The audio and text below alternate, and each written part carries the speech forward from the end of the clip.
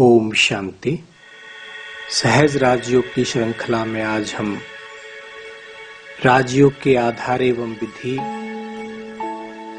राजयोग के स्तंभ एवं नियम तथा राजयोग से होने वाली प्राप्तियों के विषय में विस्तृत चर्चा करेंगे। राजयोग का अर्थ होता है ऐसा योग जो सभी योगों से श्रेष्ठ है, जो सभी योगों का राजा है। योग शब्द का अर्थ होता है जुड़ना।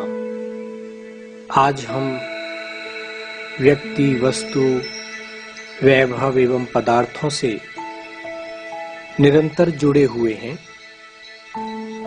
और उसी आधार पर हमको प्राप्तियां भी हो रही हैं। जिसके पास जो शक्ति है, जो गुण है, उसी आधार पर हमको प्राप्तियां होती हैं। जब हम अपने किसी इष्ट को या किसी गुरु को याद करते हैं तो उसको हम भक्ति योग कहते हैं। राजयोग का आधार है मुख्य रूप से स्नेह और संबंध।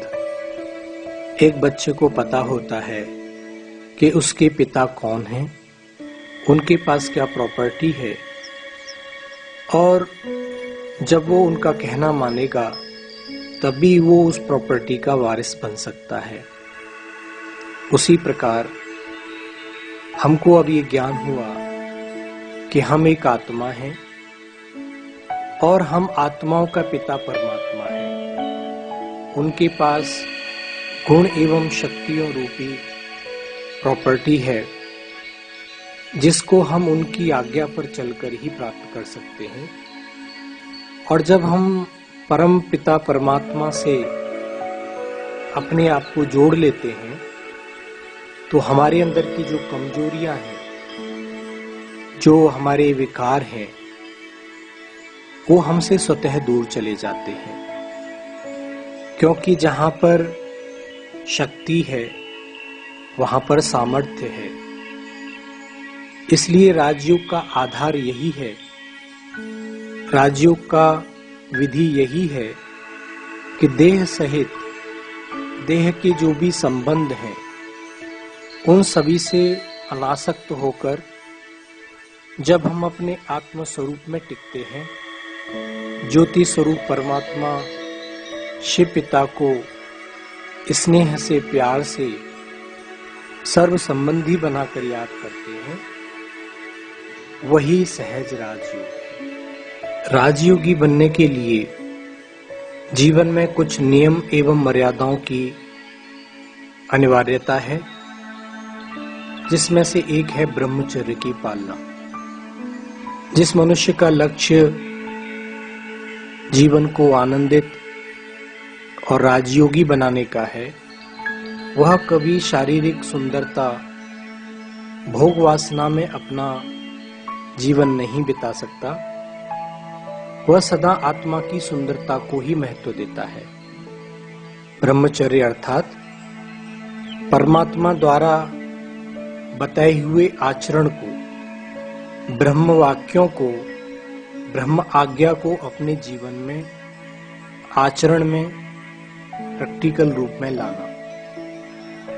ब्रह्मचारी का मन सदा ब्रह्म लोक में रहने वाले परमात्मा शिव और उनकी आज्ञाओं पर ही केंद्रित रहता है।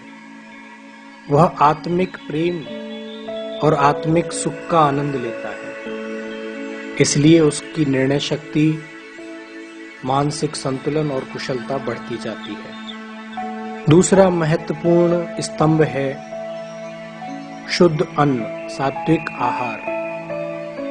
राजयोगी के लिए कहा जाता है जैसा अन्न वैसा मन। उसी प्रकार से हमारे विचारों का प्रवाह होगा। वह अपना पेट भरने के लिए कभी भी किसी हिंसा का या किसी भी प्रकार के गलत अनुचित साधनों का उपयोग नहीं कर सकता। वह अन्न को ग्रहण करने से पहले भगवान को भोग लगाता है और उसको प्रसाद के रूप में ग्रहण करता है। तीसरा स्तंभ होता है सत्संग, अर्थात सत्य परमपिता परमात्मा का बुद्धि के द्वारा संग। कहा भी जाता है कि जैसा संग वैसा रंग। योगी इस बात पर ध्यान रखता है कि उसका मन सदा सतचित आनंद स्वरूप परमात्मा के संग ही बना रहे।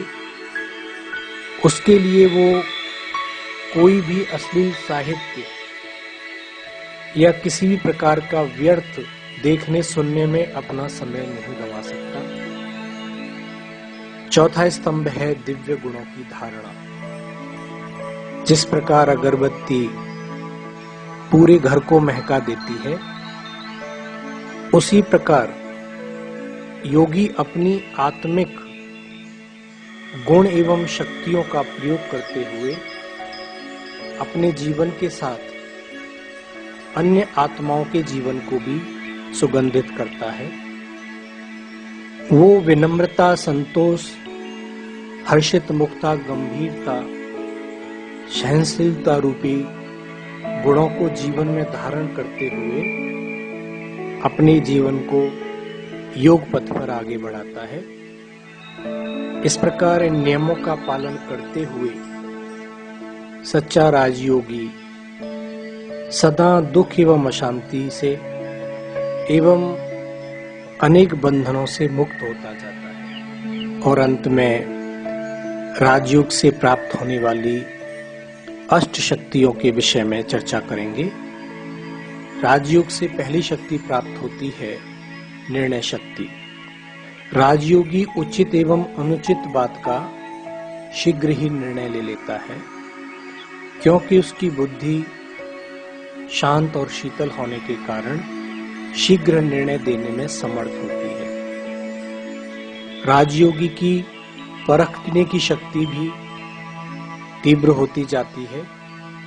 जिस प्रकार एक पारखी असली और नकली को तुरंत ही जान लेता है, उसी प्रकार एक योगी भी किसी भी आत्मा के संपर्क में आने से उसकी सच्चाई एवं झूठ को तुरंत ही जान लेता है। राजयोगी सहनशील होता है। जैसे वृक्ष पर पत्थर मारने पर मीठे फल देता है, उसी प्रकार राजयोगी भी, जिस प्रकार कहा गया है नमन्ति फलो वृक्षाः नमन्ति गुणो जनाः, तो राजयोगी गुणों से युक्त होने के कारण सदा सबके साथ झुककर चलता है और सभी को क्षमा करके चलता है। राजयोगी के अंदर कछुए के समान एक विशेषता आ जाती है। जैसे कछुआ अपनी इच्छानुसार कर्मेंद्रियों को सिकोड़ भी लेता है और समय आने पर कर्म भी करता है, उसी प्रकार एक राजयोगी अपने मन को शांत कर विदेही अवस्था में भी रह सकता है और वह कर्मयोगी बनकर कर्म भी करता है। समेटने की शक्ति के कारण अपनी बुद्धि को इस विशाल दुनिया में फैलने नहीं देता, अनेक आकर्षणों से बचकर रहता है। गुण एवं शक्तियों मूल्यवान हीरे मोती को इकट्ठा करता है और अपने घर परम धाम में चलने की सदा तैयारी में रहता है। राजयोगी के अंदर सामना करने की अपार शक्ति होती है। किसी भी प्रकार की विपरीत परिस्थितियों में अपने निकट संबंधी की मृत्यु या किसी भी असामयिक घटना में वो विचलित नहीं होता। उसकी आत्मा का दीपक सदा जला ही रहता है और अन्य आत्माओं को भी ज्ञान का प्रकाश देकर उनको भी आगे बढ़ाता रहता है। और राजयोगी को जो मुख्य शक्ति प्राप्त होती है वह होती है सहयोग की शक्ति। एक राजयोगी सदा अपने तन मन धन से ईश्वरीय सेवाओं में तत्पर रहता है, जिसके कारण वो सभी का प्रिय बन जाता है और साथ में ईश्वरीय भागीरथ कार्य को अपने सहयोग रूपी अंगुली देकर पहाड़ जैसे महान कार्य को, बड़े कार्य को संपन्न करने में वह सहयोगी बनता है। और अंतिम शक्ति है समाने की शक्ति। जिस प्रकार समुद्र नदियों के कचरे को नीचे तले में बिठाकर बाह्य रूप से शांत और शीतल बना रहता है, उसी प्रकार योगी व्यक्ति विशाल बुद्धि बनकर गंभीरता एवं मर्यादाओं को धारण करते हुए किसी भी आत्मा के अवगुणों को ना देख गुणों को देखता है, उसके अवगुणों को कहीं अन्यत्र नहीं फैलाता है। ओम शांति।